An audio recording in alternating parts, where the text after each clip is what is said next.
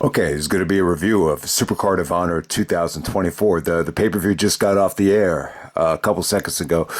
But hey, man, I think it was a show better than expected. It definitely felt like a lot of people just weren't crazy about this card.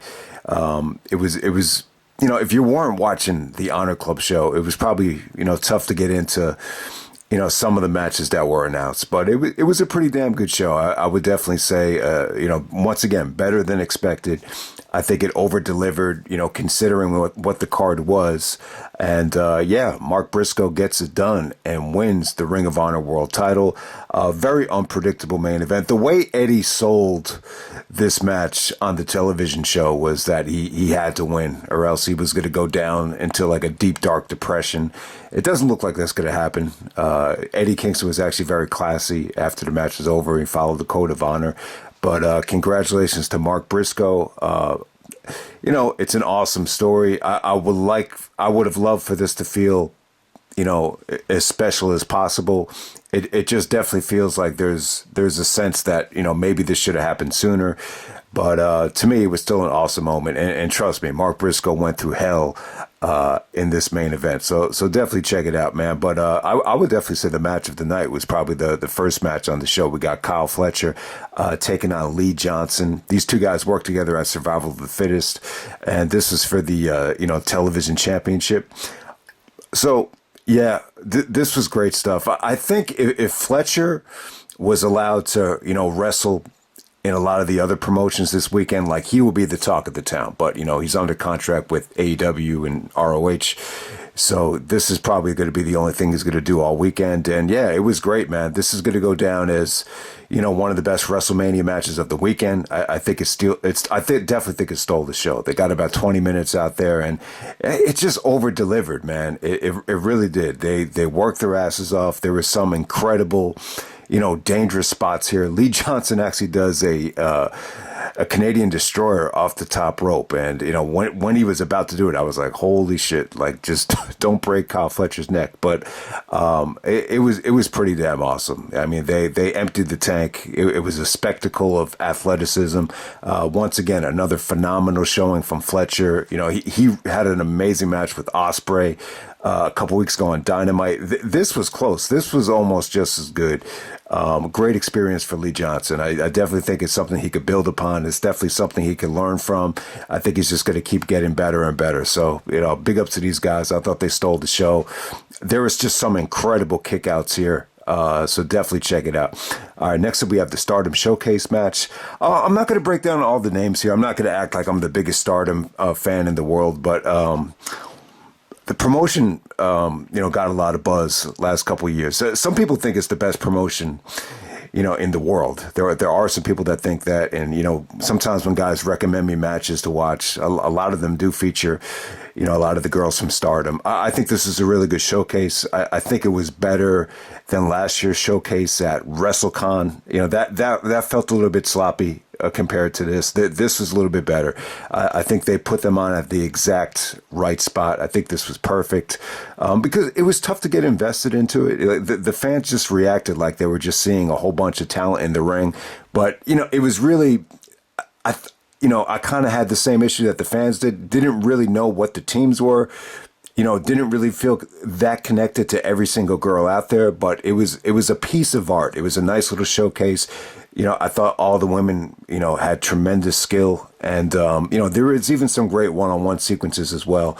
But yeah, this is a really, really good showcase for the women here. And, not quite as mind-blowing as the Chikara showcase, for example, from back in the day, but it was a damn good showcase right here. I thought these girls, I thought they really shined. I wouldn't say it was great, wouldn't say it was amazing, but it was really, really, really good. All right, next up we had the Undisputed Kingdom, Matt Taven and Mike Bennett, taking on the Infantry for the ROH Tag Team titles. It was pretty good. I think this was the weakest thing on the show. The Infantry, this is the first day I've ever seen them wrestle. They had the match on Honor Club, and then, that match ended in no contest to set up this match.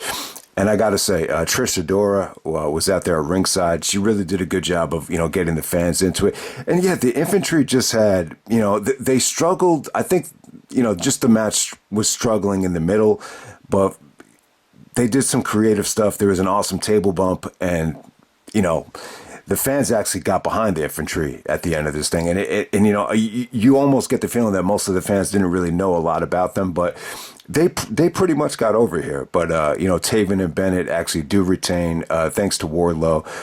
But it was good though. It was really, really good stuff. I think Taven and Bennett brought their A game.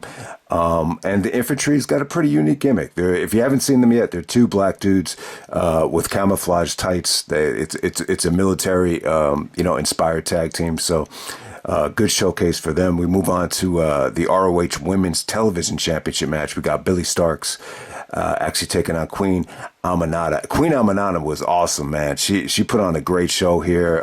Just her ring attire. I think it was actually Ramadan inspired, but yeah, the ring attire looked, and I'm not like a fashion guy, but it looked beautiful. She just looked really, really good out there. In the ring, and just by what she was wearing. I mean, it was classy, grade A stuff here. But Billie Starkz and Queen Aminata totally dominated this match. A Chris Benoit-like snap suplex from Aminata. I couldn't believe it. It looked great. And, she just, the execution of a lot of her moves just looked really, really good. She pulled off the Golden Gate swing, which is like a swinging fisherman's suplex. That was good. And she was just really dominating the match. And then all of a sudden, Billie Starkz took a bump on Queen Aminata's knee.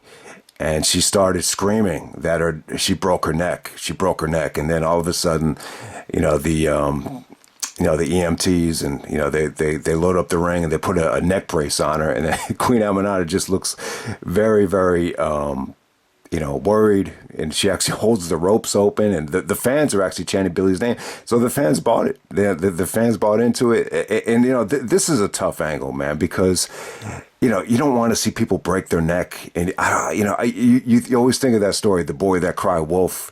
So that crosses your mind. They actually get a shot of Nigel, and everybody on commentary say, you don't want to see anyone end their career, but this is what happens in the business. So we've seen it time and time again. Wrestlers fake these injuries, and then, they're okay. Just playing possum. But this came off great. This is one of the better ones I've ever seen. I feel like I say that all the time, but I gotta say, this might be the best faking of an injury I've ever seen. It just came off really, really good.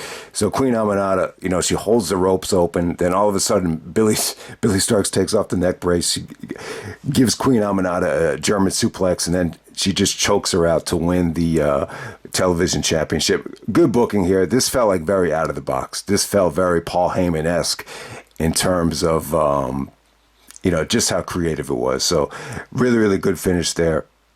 And then we move on to the Bullet Club Gold. We got Jay White and the Guns actually taking on. This was not announced. This is a surprise match for the ROH World Six-Man Tag Team Championships. And this is a good move too, because it kind of felt like at the last second they were just going to try to get whoever they could, because there's so much talent accessible right now with guys being all over the place for this weekend. So they were able to get Lance Archer, Alex Zayne, and then a surprise appearance by Minoru Suzuki. And it was pretty good. I mean, the Guns kind of bored the shit out of me. Archer looked a little bit lethargic here. I think Alex Zayne looked really good. We get to see him again. Haven't seen him since Supercard of Honor 2 years ago. I think he's in New Japan right now, but he was good. He brought some juice to this match. The stuff between Suzuki and Jay White was the best stuff in this match. Jay White looked awesome. He looked ripped. He looked hungry. He looked, all of his offense just came off really, really good. So, Jay White actually hits the Blade Runner, and I think he hit it on Alex Zayne. And we move on from there. But pretty good trios match. I'm not going to say, I was hoping they would have put Jay White against something better. I mean, some people thought it was going to be the Acclaimed. I think they're going to save the Acclaim match for Dynasty. All right, next up we had Dalton Castle taking on Johnny TV. This is the Fight Without Honor. You had Taya Valkyrie out there with Johnny TV. I got to say, Johnny TV, Johnny Morrison, he cut some really, really good segments leading up to this thing. This ended up being a lot of fun. I think it was a little bit too long, though. This was 22 minutes. I think if you told me this was going to be 12 minutes, I would have said, man, that's a little bit too long as well. But it was creative. It was pretty fun, though, man. I mean, they got pretty violent out there. There was some really, really, dangerous stuff that they did out there. They were even selling, Dalton Castle better, watch out. He's gonna hurt his carotid artery if they don't stop the match. So they got pretty nasty with a lot of the weapons out there. Just a lot of good stuff. Taya and Johnny actually did some really sexual things out there. Just some of the most risque, French kissing I think we've ever seen. Obviously they're like a couple promoting their show, so they got to do what they got to do. But Dalton Castle and Johnny TV, it was pretty good. I really wasn't crazy about this, but they definitely made it fun. The highlight of the match would be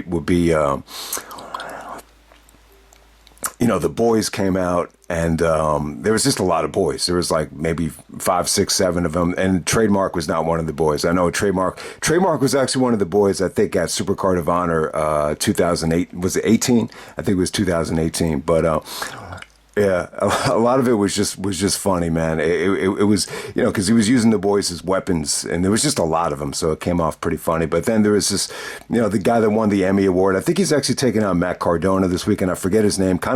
He almost looks like a fat Bray Wyatt. He had a Supercard of Honor shirt on, so he actually helps Dalton Castle win the match. I didn't really care for that part of the match, but it was really overbooked. It almost felt like a, Chikara ECW style match, kind of a meshing of those two promotions. But I'm really not a Dalton guy. He's more of like, I would say he's like the face of the Sinclair era, but we're just going to move on. But the match was definitely fun. It was definitely fun. It was a little bit too long, but you get the point, man. Next up, we have Athena taking on Hikaru Shida for the ROH Women's Championship. This was good, man. This was good stuff. Very predictable. I didn't think Shida had a chance of winning because, she's been AEW champion. It just kind of felt like she's just there for this spot because, she's a good wrestler. She's got international appeal, and her and Athena rocked the house. I thought this was another great performance from Athena. Once again, Athena just has, she's got a great voice, great personality, just a very unique look. And I just thought it over-delivered. Very physical, very stiff, just a lot of good finishers. I mean, there were moments here where it felt like they're going on late. You could see some of the frustration in the fans' faces by, some of the kickouts. Shida kicking out of Athena's, ace crusher finisher. There's a shot of one guy just looks annoyed, but they emptied the tank, man. They gave you a long, just nice, exciting match, and I would say for the most part, the crowd was pretty much there the whole time. And then the main event for the ROH World Title, we got Eddie Kingston taking on Mark Briscoe. This is a war. This is good, man. Mark Briscoe comes out with the old Briscoe's theme, the Leonard Skinner theme, and it was pretty damn good. They go about 25 minutes, very, very stiff.